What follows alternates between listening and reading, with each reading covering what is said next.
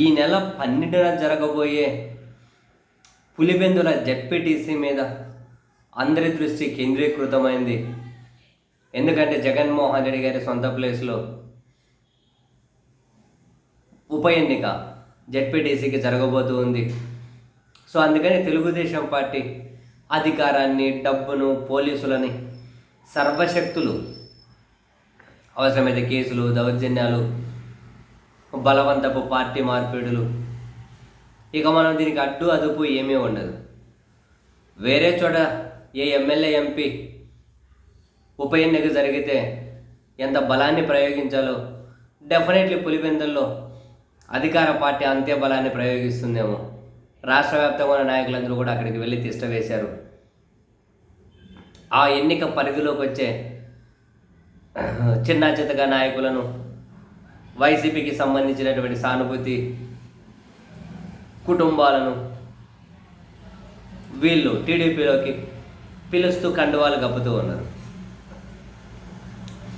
ఈరోజు కూడా 2 ఊర్లకు సంబంధించిన కొందరు టీడీపీ కండువాలు కప్పుకున్నారు.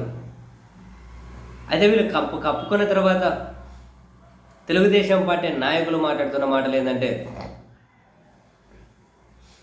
15 నెలల్లో తెలుగుదేశం పార్టీ పులివెందులుగా చేసినటువంటి అభివృద్ధిని చూసి ఆకర్షితులై ఇక్కడ ప్రజలు టీడీపీ కండువాలు కప్పుకుంటున్నారు అని.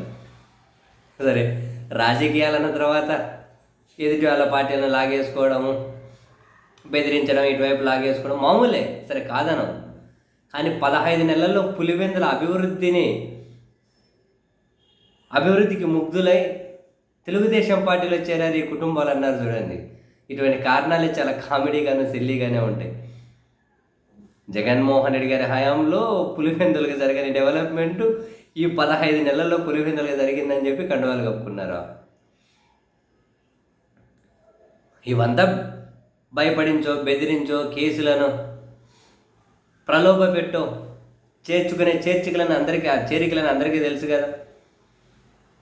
ఇటువంటివన్నీ కూడా పులివెందుల్లో ఏదో తాత్కాలికంగా ఆడొకరిని ఏడొకరిని చేర్చుకోగలుగుతారేమో, కానీ పులివెందుల రాజకీయాన్ని అయితే వీళ్ళు పూర్తిగా మార్చే పరిస్థితి ఉండదు కదా. డెవలప్మెంట్ అన్నది జగన్మోహన్ రెడ్డి గారి హయాంలో ఆయన డెవలప్మెంట్తో కనీసం పోటీన దరిదాపుల్లోకైనా వస్తారా? జగన్మోహన్ రెడ్డి గారు ఆ నియోజకవర్గానికి చేసిన డెవలప్మెంట్ అయితే భలే ఫన్నీగా అనిపించింది. ఆ కుటుంబాలకు కండువాలు కప్పి మా అభివృద్ధిని చూసి జెండాలు కప్పుకుంటున్నారు అని. వైసీపీ పులివెందుల జెడ్పీటీసీలో ఒకటే మాట నేరుగానే చెబుతోంది, మా పోటీ తెలుగుదేశం పార్టీతో కాదు, మా పోటీ పోలీసులతోటి. వైసీపీ తలపడుతున్నది పోలీసులతోటి. పోలీసులకి వైసీపీకి మధ్య పోటీ జరుగుతుంది. ప్రజల ఆ బెదిరింపులకి, ఆ ప్రలోభాలకి తలపోకుండా వైసీపీ వైపు నిలబడతారు. అక్కడ విజయం అన్నది వన్ వేనే అని డైరెక్ట్గానే అంటున్నారు,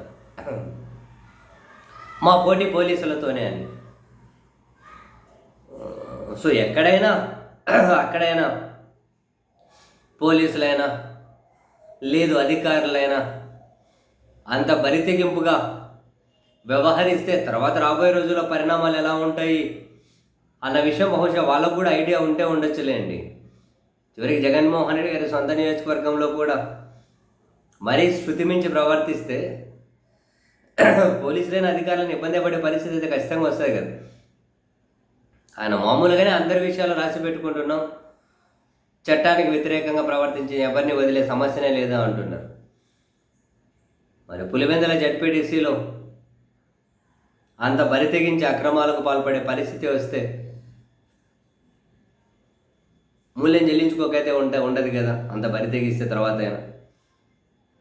సరేలేండి, అల్టిమేట్గా జనాలు స్వేచ్ఛగా ఓట్లు వేయగలిగితే వీళ్ళు ఎంతమందిని లాక్కున్నా, ఎన్ని ప్రలోభాలు పెట్టినా, ఎంత అధికారాన్ని ప్రయోగించినా జస్ట్ స్వేచ్ఛగా ప్రజలు ఓట్లు వేయగలిగితే చాలు ప్రజాస్వామ్యంలో. అంతకుమించి ఇంకేమీ ఆశించక్కర్లేదు.